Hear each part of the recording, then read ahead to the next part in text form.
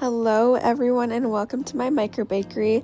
It is finally September, which means fall is coming. So today's video I will be testing a couple recipes, and I have my little fall cardigan that I thrifted a year ago and I've been waiting to wear again.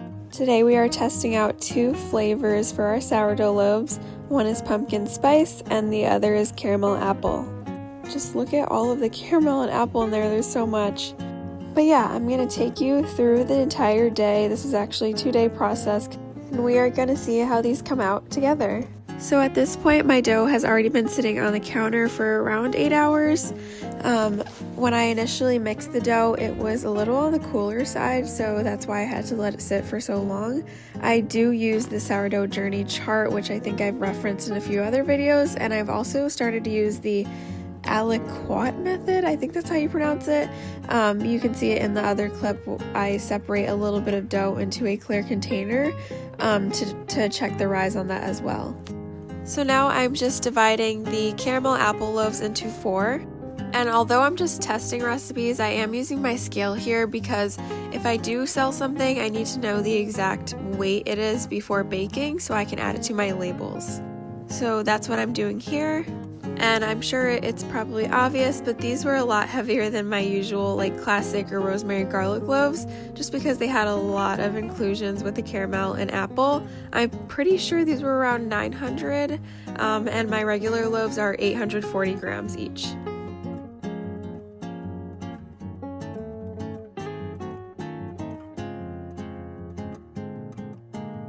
So once they are divided, I go ahead with my pre-shape. I do a few push and pulls first with my bench scraper and then with my hands, just to make it into a ball. And you'll see now it's starting to form into a nice little ball.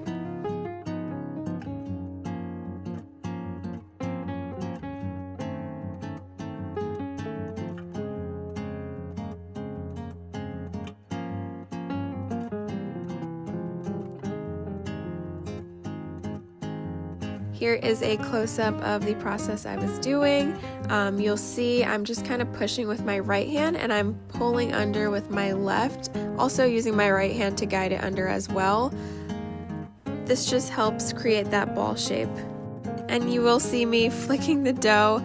There was a lot of air bubbles and I just wanted to get rid of any big ones that I saw, because when you bake it with large air bubbles, it can either cause a very large indent in the inside or it can cause some areas to burn. Now this is what they look like up close. You can see the little caramel bits as well as the apples.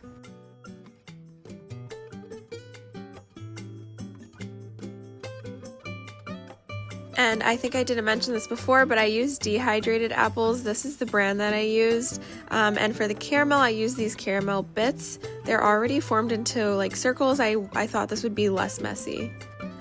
Now we are on to shaping, and our final shaping, I should say. So the shaping process that works for me is first shaping out the dough into kind of a rectangle, and I make sure to be really gentle when doing this because I don't want to deflate too much of the air. And once I have that rectangle, I fold it into each other like a book, and then I do the same push and pulls that you saw before. Now because this dough had a ton of inclusions, it was a little harder to work with. You can see it's stickier than my usual loaves, which is normal. This usually happens with inclusions, but I just wanted to mention because you can see that it's kind of sticking to my hands a little bit more than it should be. But once I complete those push and pulls, I go ahead and drop it into my banneton, and I just like to pinch the top to provide some extra tension here.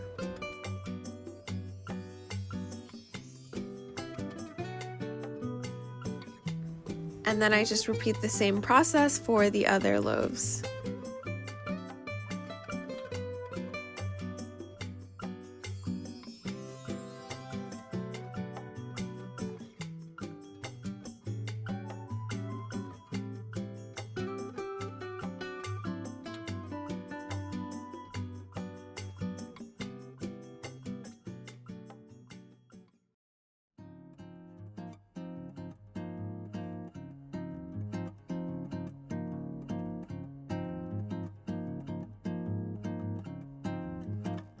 Once I'm done, I cover all of the bannetons with these little plastic shower caps, and then they go straight into the refrigerator for an overnight cold proof.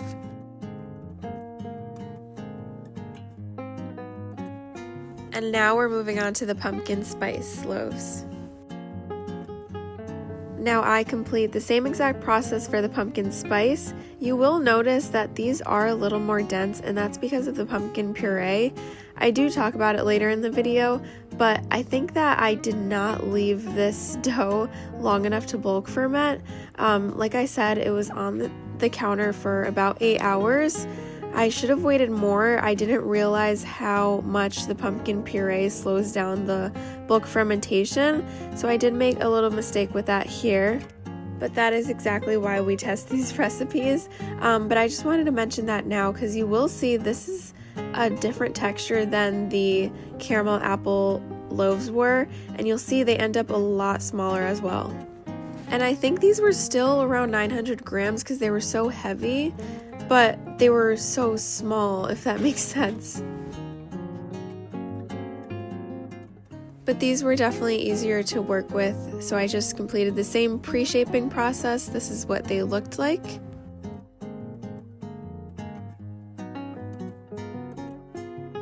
And then I went ahead and did my final shape.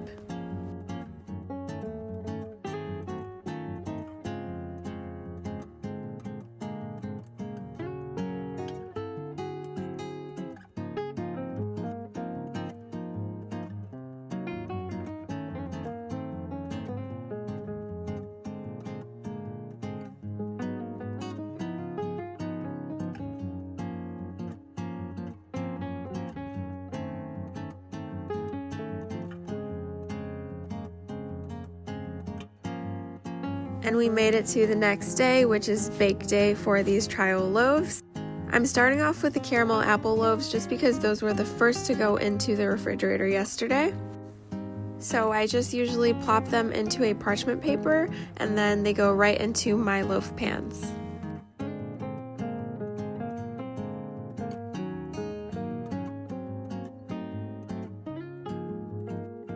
Once they're in my loaf pans, I'll go ahead and score each one. I do each one individually because I don't like to leave any of them sitting. These loaf pans are already hot because I warm them up in the oven.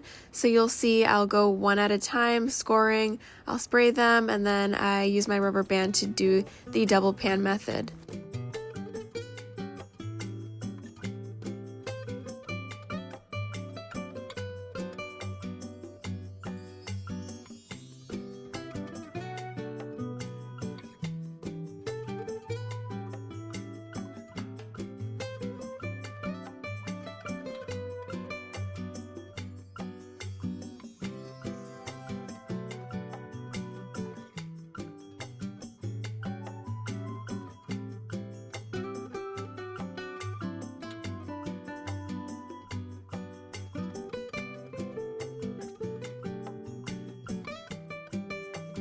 So they bake at 475 for 30 minutes and then I'll take them out.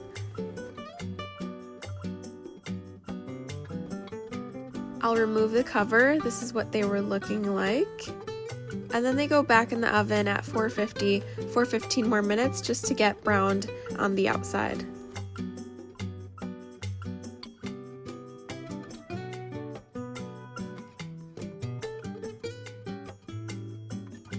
This was after 15 minutes. They look beautiful. I did notice that the dehydrated apples did kind of burn if they were on the outside, but I think it still looks good anyway. And I didn't notice a different taste with that either. We're on to the pumpkin loaves. They follow the same exact process in the oven. You will see the rise is much weaker on this one, and I do think that's because of the bulk fermentation from the pumpkin puree, like I said before. I mean, you can see the size difference here. And these loaves were super dense, so I just have to keep practicing with the recipe. But here's a close-up of all of the loaves together. They do look really pretty in this video, I will say. Now we'll do a taste test. Okay, so I just tore this caramel apple loaf apart because I wanted to find all the caramel. When I first cut into it, it looks like this. You can definitely see the apples. I think the caramel must have melted or something because I put a ton.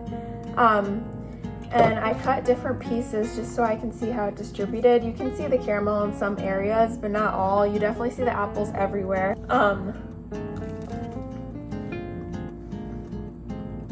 It tastes exactly like a caramel apple, like the flavor is on point. I think this spice really helped. Definitely tastes like a caramel apple. I just don't like caramel, so it's not for me, but I don't know, I'm happy with the way these turned out. We're gonna try the pumpkin once it cools off. Super dense, and there's not a lot of air pockets, so I need to adjust the recipe, but let's try it. It tastes really good. Let me try. Oh, it is good. Yeah, it's really good. Yeah. It kind of tastes like the donut without all the sugar. Yeah. No, it's good.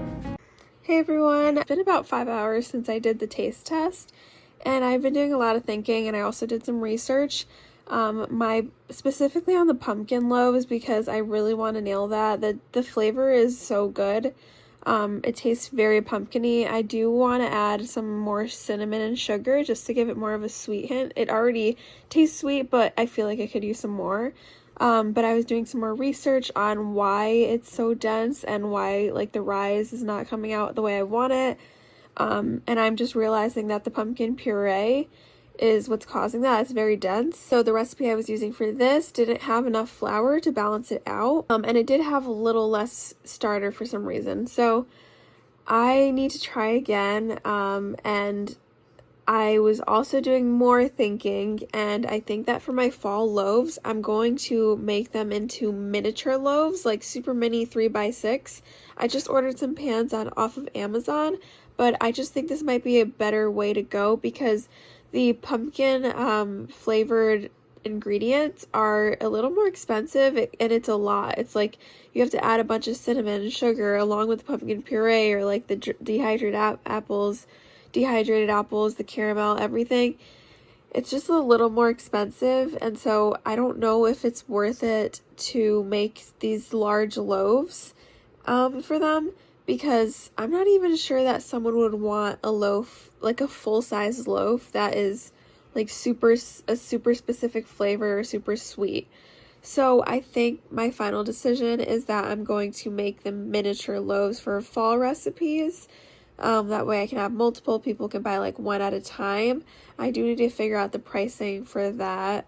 But that way I can still focus on like my other loaves, the classics and the rosemary garlics, because I don't want there to be less of an option of like the classics now that we're doing fall. So yeah, I've done some thinking since then, and those are my thoughts. If you stayed along to watch this, thank you so much. It means so much. These videos are so fun for me, and I love sharing my journey, so